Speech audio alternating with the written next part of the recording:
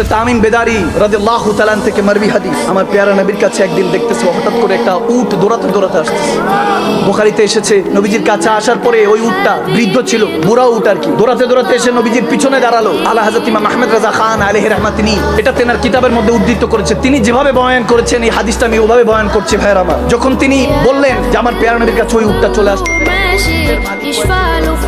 আসার পর উটটার কানে কানে নবীজি কি জানি বললেন নবীজির কাছে, তখন ওই উটের মালিকরা এসে বলছে ইয়া রাসূলুল্লাহ উটটা আমাদের যদি দিয়ে দিতেন তাহলে নিয়ে যেতাম। বলতেছে তোমরা এই কেন উটের উপর জুলুম করবা, উট তো আমার কাছে নালিশ দিয়েছে।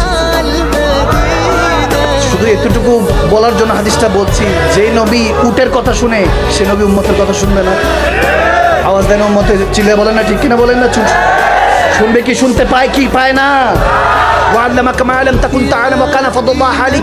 কোরআন খুলে দেখেন, তাফসীর পড়ে দেখেন, আমার আল্লাহ বলেছেন আমি যাকে ভালোবাসি তাকে আমি সব জানিয়ে দেই। আমার নবীকে ডান হাত তুলে লেবাসের যুবকরা বলো আমার নবীকে আল্লাহ ভালোবাসেন কি বাসেন না? আওয়াজ দিয়ে বলেন বাসেন কি বাসেন না? সেই নবীর কাছে ওয়াদা করছে। দেখেন উট এসে যখন বলতেছে বুখারী হাদিস দিচ্ছি, আমাকে ফতোয়া দেওয়ার আগে ইমাম বুখারীকে ফতোয়া দেন। যখন উট এসে লুকিয়েছে বলতেছে উট নালিশ করেছে ইয়া রাসূলুল্লাহ আমি বৃদ্ধ হয়ে গেছি, এতদিন বোঝাটা নাইছে আমার দিয়া, এখন যখন বৃদ্ধ হয়ে গেছে আমাকে জবাই করে খেতে চাই, ইয়া রাসূলুল্লাহ আমি আরো একটু বাঁচতে চাই। আল্লাহু আকবার বলেন না সুবহানাল্লাহ, বলে একটু বাঁচতে চাই। নবী যখন বলতেছে আমি এই উটের দাম কত, আমি বলো আমি কিনবো, তখন তারাও সাহাবা ছিলেন, বলছে ইয়া রাসূলুল্লাহ উট যদি আপনারা নিতে চান, ইয়া রাসূলুল্লাহ আমার মা বাবা আপনার কদমে কোরবান, উট কি জিনিস হাদিয়া দিয়ে দিলাম, নিয়ে যান আপনি। বলতেছে না বলো প্রাইস কত, এটা দাম কত। তো ওই সময়কার কোথাও এসেছে 60 দিনার, কোথাও এসেছে 50 দিনার, কোথাও এসেছে 100 দিনার। বলে এত টাকা ইয়া রাসূলুল্লাহ বাজারে বিক্রি করলে হয়তো বা পাবো। তখন হযরত বেলাল ছিলেন, সালমান ফারসি ছিলেন, হযরত ওমর ইবনে খাত্তাব শেরকুদা মাওলা আলী ছিলেন, সবাই দাঁড়ানো। তখন হযরত ওমর এবং বেলালকে ডাক দিয়ে বলতেছেন ওমর কি হাদিয়া দিয়ে দাও, টাকা কি চাই দিয়ে দাও। যখন দিয়ে দিচ্ছে, দেওয়ার পরে দেখেন আমার পেয়ারা নবী ওই উটটাকে পাওয়ার পরে এরপরে বলতেছে উটটাকে আদর করেছে। তারা চলে গেল টাকা পয়সা পেয়ে, যে ঠিক আছে যাও তোমরা চলে যাও।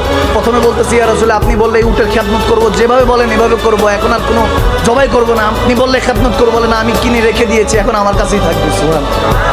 তারা যখন চলে গেল দয়াল নবীর কাছে, এবারে উট যখন এসে দাঁড়িয়ে আছে, আমার নবী উটটাকে আদর করতেছে। একটু চিন্তা করেন না, তাসাউরে হারিয়ে যান না, যদি নবী যে আমাদের মাথার মধ্যে একটু শরীর মোবারকে হাত রেখে বলতেন টেনশন করিস না আমি এখনো আছি, সে নবী আছে কি নাই? আমার নবী আওলা বিল মুমিনিনা মিন আনফুসিহিম, কোরআনের কথা, আমার নবী মুমিনদের জানে চেয়ে তিনি কত। সুবহানাল্লাহ পড়েন না? বলে নবী যে আসলে মিলাদ শরীফ পড়বো দাঁড়িয়ে, সাল্লাল্লাহু আলাইহি ওয়াসাল্লাম তাসলিমা, কেন আমরা দাঁড়িয়ে আমরা সালাম দিব এটা সেটা, নবী কি আসেন নাকি? না, মুমিন হলে নবী অন্তরের সাথে আছে, সাথেই আছে। যখন খুশি দাঁড়িয়ে সালাম দাও, বসে সালাম দাও, শুয়ে সালাম দাও, যদি একত্রিত হও সবাই মিলে তাসলিমা, সর্বোচ্চ সম্মান হলো দাঁড়িয়ে সালাম দাও। ইমান নবীর পক্ষে যে থাকবে মনে রাখবেন তার পক্ষে আল্লাহ, আর যার যে নবীর পক্ষে নাই তার সাথে বান্দাও নাই খোদাও নাই। ঠিক কিনা? ঠিক কিনা? ঠিক কিনা? আরো জোরে ঠিক কিনা?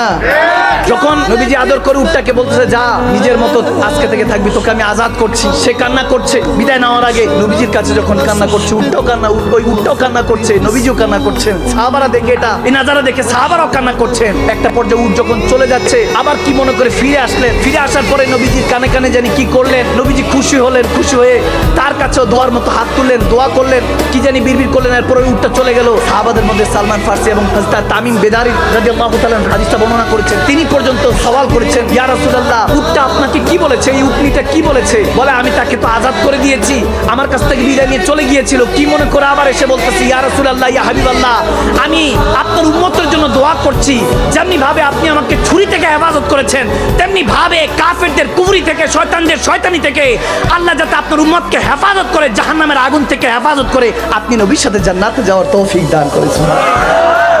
आज ले उनकी पना, आज मदद मांग उनसे, फिर ना माने क़यामत में भी अगर मान गया।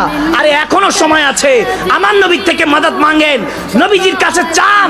ইয়া রাসূলুল্লাহ উম্মত বিপদে আছে, খোদার কসম করে বলছি, যদি ওয়াতাসমু বিহাবলিল্লাহ কি জামিআন ওয়ালা তাফারাকু, বিশৃঙ্খলা ভুলে রসুলের কোয়ার মতো একত্রিত হতে পারেন, আপনাকে আমাকে এই পৃথিবীর বুকে মুসলমানদেরকে দাবাবার মতো শক্তি পৃথিবীর মধ্যে নাই।